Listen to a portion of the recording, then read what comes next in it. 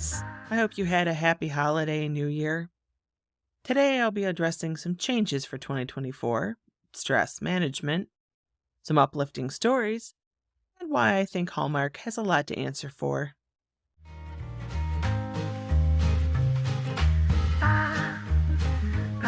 Welcome to Jacqui Just Chatters.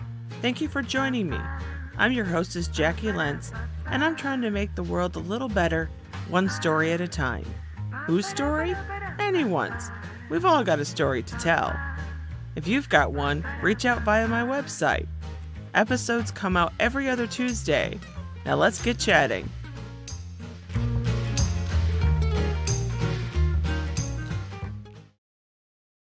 Another new year, another 5 months before I manage to actually get the date correct. I'm terrible about this. It takes me forever to remember when the year changes. And just when I've got it down, we have to change it again. Yay! Am I the only one who has this problem? It's just me. You do it too? I don't know. Hey, you. How are you doing? Did you have a good holiday? New Year's? Oh, yeah. Mine had some ups and downs. I want to segue here to talk about Hallmark and its Christmas movies. Are they cheesy? Are they the same basic plot in every movie? Do these people have an unrealistic amount of free time, income, and energy levels? Do I still watch them? The answer to all these questions is yes. All those Christmases looking perfect. And that can make the holidays a real challenge for us perfectionists because they make it look easy and they just do it and it's all perfect and we don't have a crew doing that for us. If you remember from a prior episode, I said perfectionism is for losers, and I worked really hard to keep this philosophy this Christmas, and I was challenged. So first, kitchen adventures, because I like to have a kitchen adventure. I'm so good with them. I decided I wanted to try this new cookie recipe. It's actually not new. I'd had this in a book for ages, but I decided, okay, I'm going to try it this year. And it used a cookie press, which that was new to me too. I've never used a cookie press. And for those of you who use one, you're like, oh, it's so simple. It's not. It's not. And especially when the cookie press you have comes with absolutely no instructions. So my niece came over, and in my mind, I am imagining this ideal bonding experience, right? It's just going to be magical. And the magic stopped right away. First, we could not get the darn cookie press open. Like, it would not budge. We're pulling on this sucker. Are we doing something wrong? Do we not understand this? So we're going on YouTube. That was unhelpful. Then I called my sister because it was her cookie press. And she gave some suggestions. Finally, she's like, you know what? Why don't you put it in hot water? Maybe things are just stuck. And I'm like, really? Hot water? Seriously? But I did it. She was right. That's what did it. So we opened it and then we had to clean it out because it was kind of gunky.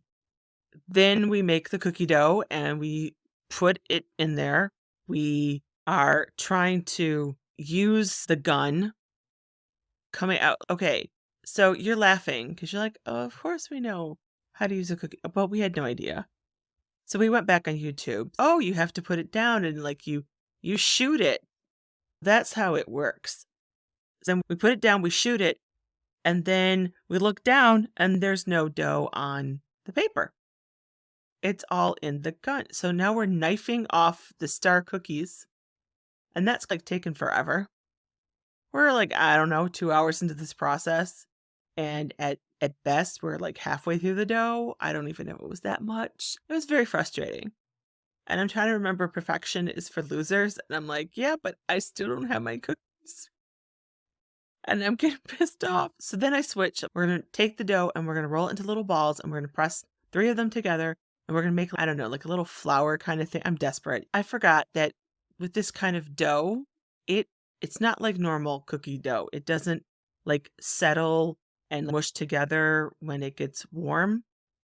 And so we had like these 3 balls that were sort of attached, but not fully attached. It was not what I was expecting. They tasted okay, but not amazing.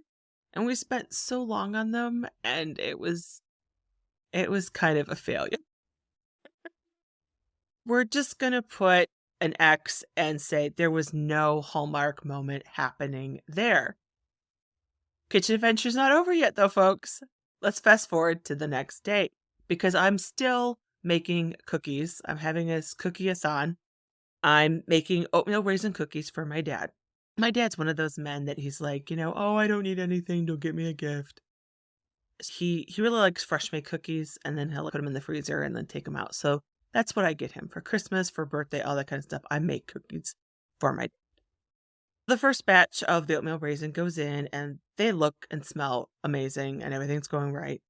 And I'm putting the next tray, the second half, ready to go. I see there's a lined tray, fantastic, that I had used for my no bakes to congeal on. So I grab it and I fill it all out, and then I put it in the oven, and it comes out, and something is wrong. Some of you may already be like coming up with an idea of what happened. On the tray, I had used wax paper for the no bakes and not parchment paper. The second half of the batch of the oatmeal raisin cookies was ruined, as well as the pans that all had to be thrown out.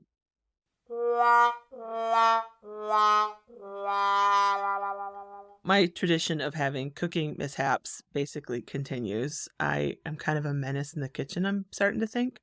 But things not going right that day wasn't over. So I'm walking downstairs with a basket of laundry in my hands, and the step cracks and sinks a little under my foot, just a little bit though. And it didn't fall, nothing happened like that. But I'm freaking out and I'm looking at it. One of our stair treads broke. It cracked. And it came out of the wall a little bit. I'm like, "Are you kidding?" That that one got to me. Like the cookies, I was a little upset at the time, but I managed to laugh because they're just ridiculous, and I'm used to like crazy things happening in the kitchen. But the stair, oh, that hurts. That really hurts.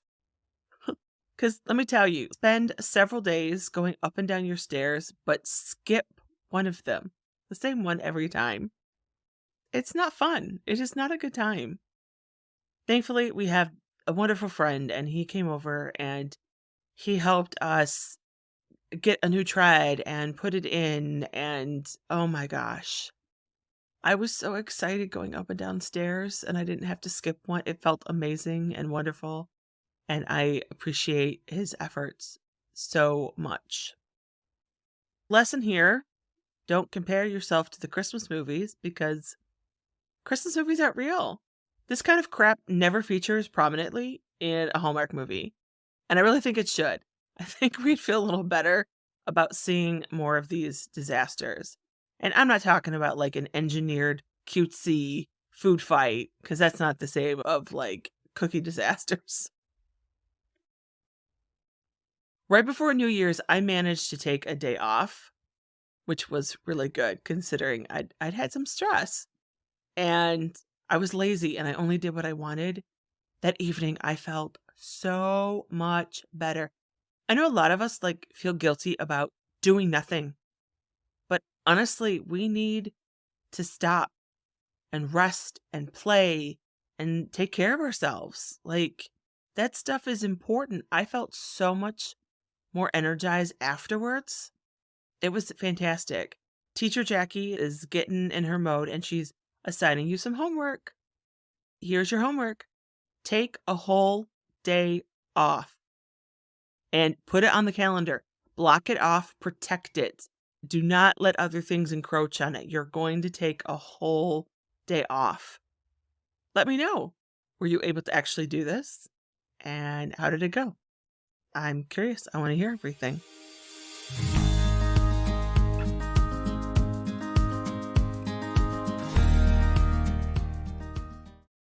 Okay, so this is like totally a nerd admission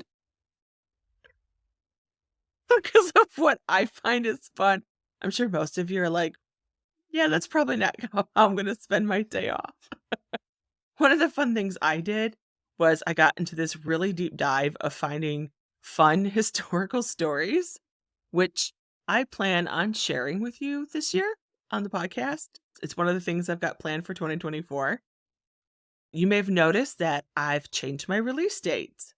The podcast is going to come out every other week, just like normal, but now it's going to be on Tuesday instead of Thursday. I mentioned this earlier. Maybe you heard it, maybe you didn't, so I'm mentioning it now.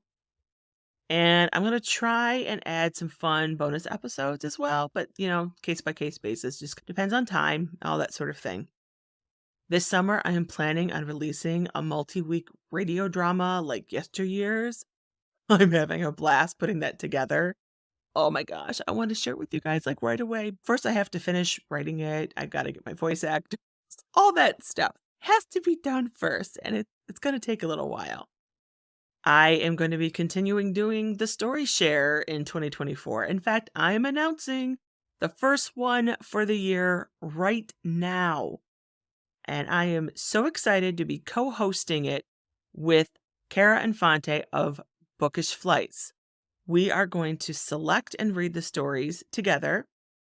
And we've got room for more stories as well, because half will be on her show and half will be here on Jacqui Just Chatters. So you're asking, what is the theme of this story share? All right, book lovers, this is for you. Our theme is books that impact. Tell us how a book just hit you hard and it made a difference in your world to you. We want to be moved by your heartfelt nonfiction book encounter stories. Lay it on us. You can find all the details for the story share in the episode notes or over on my Facebook page. The due date is February 11th. I'm hoping to find all kinds of fabulous books to add to my TBR list, which we're not going to talk about how much that's growing at a constant rate. Writing is a theme this month. I will be taking the rest of the month off from podcasting, and I'll be coming back strong in February. Don't worry, I'm not going to leave you hanging. But I am working hard on my manuscript about Bob and Ruth. I got the notes back from my editor, and that's been a fantastic experience. I've learned a lot of things, and it's been really good. I've been making all kinds of changes, and I've got way more to go. This whole experience has pushed me into all kinds of new territory. And that's thrilling and scary in the same breath, which for me, that means I'm growing. That's a good thing. Like thrills and scares together is usually excellent, except perhaps roller coaster, because I don't always do so well with those, but we don't need to talk about that. Well, I won't be putting out new episodes in the next few weeks. This is a good time for you to catch up on any previous episodes you've missed that have come out in the last few months. If you've got a great story to tell or an idea for one, head to my website and contact me there. Help me get people's stories told. I hope you are enjoying this episode of Jacqui Just Chatters. I would like more people to join our community here, and you can help. Most people learn about podcasts from word of mouth, so tell your friends or post about the program on your social media. Also, shows with more positive reviews and 5-star ratings get wider promotion on apps. Leaving a quick 5 stars or mentioning why you like the show makes a difference. Together we can spread those positive vibes. Thanks again for listening. I'm grateful for you. Now back to the show. I'd like to start off the year with some positivity. I've curated some uplifting stories from the news that you may not have heard. I will leave the links to all these in the episode notes if you want more details. This comes from Brie Laughlin of The World. It's a political story that won't leave you pulling your hair out. I apologize for getting any of these names wrong. Monthly walks have been created for residents of Coos Bay and North Bend, Oregon, in order to make a personal connection with their mayors while getting some exercise. I love this idea of offering a chance to reach out, let people feel heard, and help all get the physical and mental health benefits of an outdoor walk. This was a genius concept. And I applaud Coos Bay Mayor Joe Benetti and North Bend Mayor Jessica Engelke for their willingness to partake in this non-traditional engagement. On the December walk, they even invited a guest, Kendall Ray Edwards, and Edwards talked on the walk. Edwards is walking through communities to share his message of mental health, addiction recovery, and knowing you matter, because you do. You matter. Our next story will hopefully dispel some of the thoughts about, oh, kids these days, and all the negative baggage older generations can lay at their doorstep. Christina Janney of the Hayes Post shared how a 13-year-old in Plainville, no joke, that's actually the name, Plainville, Kansas, wanted to get a job. But nothing was working out for Taylor Ayers trying to get that job. And then, thanks to COVID, he couldn't even get a volunteer opportunity. And yeah, he was going to volunteer if he couldn't find a job, but he couldn't find a job and he couldn't even find a volunteer thing. So what was this teen going to do? In May, he created his own pet sitting business. This is an industrious student. But even better, he's also a compassionate one as well. Taylor began this enterprise with the goal of donating 25% of his profits to the Plainville Elementary Special Education Department. Why them? His younger sister, Tristan, has a chromosomal disorder. She is served by the Special Education Department, which accommodates her being mostly nonverbal and the use of her wheelchair. In less than a year, Taylor was able to donate $200 from his profits to the school. Then he offered up some Ayers Buddies swag. That's the name of his company, Ayers Buddies. And so the swag was raffled off. He raised $1,400 on top of the $200 that he had already donated, bringing that up to $1,600. Congrats, Taylor, for achieving so much at your young age, which is 14 now. Kansas is all the better for having you as one of its citizens. Kudos, young man.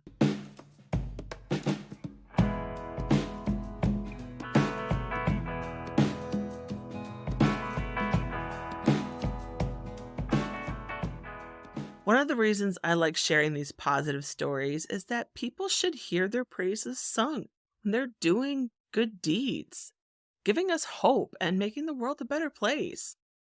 People don't often get enough pats on the back. Thanks to WTWO of Sullivan, Indiana, this is a double shout-out story. First, the heroes of the hour. On November 20th, a 911 call came in. A house was on fire in Carlisle, Indiana. On the second floor, a woman was trapped. Firefighters arrived in time, and it was a good news day after all. Not only was a life saved, but the community decided to recognize those involved in the heroic action. A life-saving award was presented to multiple firefighters and dispatchers, and this came from the state of Indiana. Those honored for their actions were 4 Sullivan City firefighters, 3 Carlisle firefighters, and 2 dispatchers.